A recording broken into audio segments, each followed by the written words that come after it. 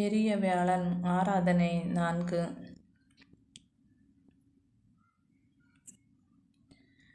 சீமோன் சிலுவை சுமக்க உதவுதல். மத்தேயு 37 அதிகாரம் 32 வசனம். அவர்கள் வெளியே சென்றபோது சீரேன் ஊரை சேர்ந்த சீமோன் என்ற பெயருடைய ஒருவரை கண்டார்கள். இயேசுவின் சிலுவையை சுமக்கும்படி அவரை கட்டாயப்படுத்தினார்கள்.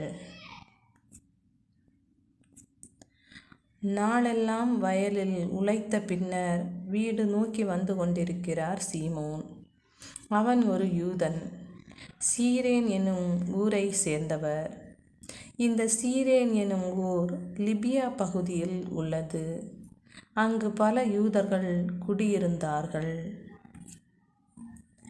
சீமோன் ஒரு வழிப்போக்கன். ஆனால் அவருக்கு இயேசுவுடன் ஏற்பட்ட சந்திப்பு எவரும் எதிர்பாராதது. ஆண்டுகள் பல சென்றாலும் இன்றளவும் நினைக்கப்படுகிறார். எவருக்கும் கிடைக்காத இந்த சந்திப்பினால் வரலாற்றிலும் நீக்கமற இடம்பெறுகிறார். வற்புறுத்தலின் பேரில் சிலுவையை சீமோன் சுமந்து சென்றாலும் காலமெல்லாம் இச்செயல் துன்புறுவோருடன் ஒடுக்கப்பட்டோருடன் தோழமையை வெளிப்படுத்தும் அடையாளமாய் உள்ளது.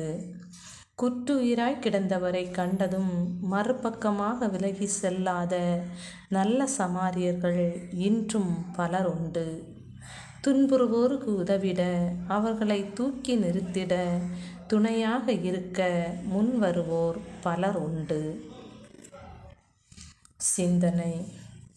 அழகும் பணமும் ஒருவரை எப்படி வேண்டுமானாலும் மாற்றலாம். அன்பும் பாசமும் மட்டுமே ஒருவரை மனிதராக மாற்ற முடியும். எதிர்த்து நிற்பவர்கள் எல்லாம் எதிரியும் இல்லை. உடன் இருப்பவர்களெல்லாம் உறவுகளும் இல்லை. காலமும் சில சூழ்நிலைகளும் உணர்த்தும் யார் யார் எப்படிப்பட்டவர்கள் என்று. வேண்டாம் என்று தூக்கி எறியப்பட்ட விதை கூட மரமாக வளர்ந்து வருகிறது.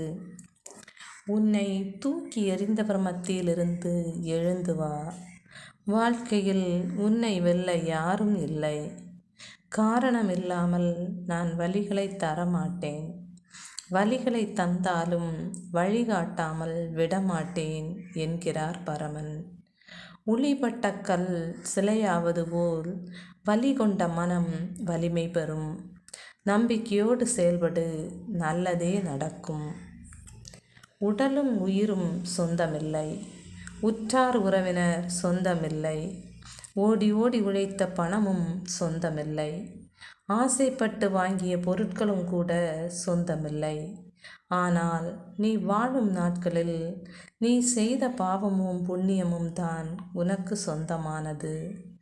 இன்று தோள் கொடுக்க தோழன் இல்லாமல் வாழும் உயிர்கள் எத்தனையோ எத்தனையோ. ஆடம்பரமாய் வாழும்போது அன்பு காட்டிய 1000 பேரை விட அனைத்தையும் இழந்து அனாதையாய் நிற்கும்போது அக்கறை காட்டியவர்கள்தான் உன்னை புரிந்து கொண்ட உண்மையான உறவு. காயங்கள் இல்லாமல் கனவுகள் காணலாம். ஆனால் வலிகள் இல்லாமல் வாழ்க்கையை வெல்ல முடியாது. ஜெபம். ஆண்டவராகிய இயேசு கிறிஸ்துவே, உம்மை பின்தொடர எம் ஒவ்வொருவருக்கும் அழைப்பு விடுக்கிறீர்.